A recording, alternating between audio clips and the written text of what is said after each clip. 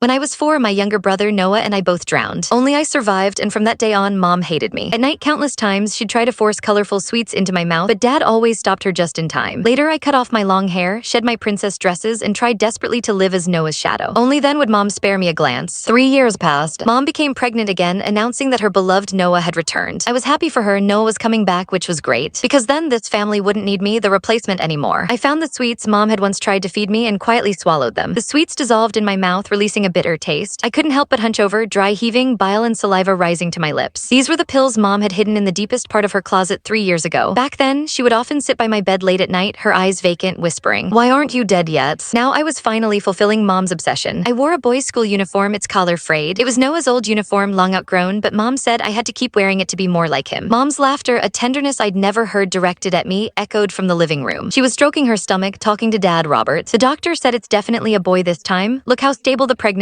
is." Her voice was sickeningly sweet. "Soon, I won't have to look at that blight on our family's face ever again." I wanted one last look at Mom's smiling face. Just as I reached the doorway, Dad saw me first, his brow furrowing. "Scarlett, why aren't you doing your homework?" His gaze swept over my uniform, then quickly flicked away, as if he'd seen something offensive. Mom turned, her smile freezing instantly. "Who told you to come out? Your hair's grown out again. Didn't I tell you to cut it short, just like Noah's buzz cut?" She hurried over, her finger jabbing hard at my head. "Always causing trouble. When Noah is born, if you dare to bother him, I'll break your legs." I flinched back, the red mark on my forehead stinging. The sweets in my stomach seemed to be dissolving, a throbbing pain rising in my abdomen, forcing me to bend over. Dad started to come to my aid, but Mom blocked him. "Don't touch her, she's probably just faking it for sympathy." I bit my lip, saying nothing, slowly retreating to my room. With every step, my stomach felt like it was being twisted by knives. My limbs began to go numb, and even my hands clutching the doorframe trembled uncontrollably. I lay on the bed, my body starting to twitch. The door pushed open. It was Dad, holding a glass of warm water. He placed the glass on my nightstand, hesitating for a long moment before saying, "Scarlett, your mom is pregnant. Her emotions are a bit volatile, so don't take it to heart." I shook my head, but only a weak whimper escaped. Dad's figure began to blur in my vision. Dad sighed, then simply pulled the blanket over me. "Get some good sleep, you'll be fine tomorrow." He closed the door as he left, and silence enveloped the room. I reached under my pillow for the small toy car, Noah's favorite. Most of its paint had chipped off, but I polished it clean every day. Mom said it was Noah's, and I had to keep it safe. Last time, when a classmate tried to take it, I fought desperately, taking a beating to get it back. Gradually, my vision blurred completely. I hugged the toy car tightly and closed my eyes. "Mom, Noah's coming back. You won't have to suffer looking at me, your replacement, anymore. This way, it's truly good." Slowly, I felt the pain fade away. Like a dandelion seed carried by the wind, I floated gently into the air, clearly seeing the small body on the bed. The crumpled school uniform clung to her face as white as paper, her lips an unnatural purplish blue. A smudge of undigested bile still clung to the corner of her mouth, and in her hand, she clutched that small toy car. Mom pushed the door open just as I was looking down at my own hands. They were transparent, allowing the sunlight to pass through them, revealing a photo of Noah. She didn't glance at me on the bed. Click the link in my bio to get the full story for free.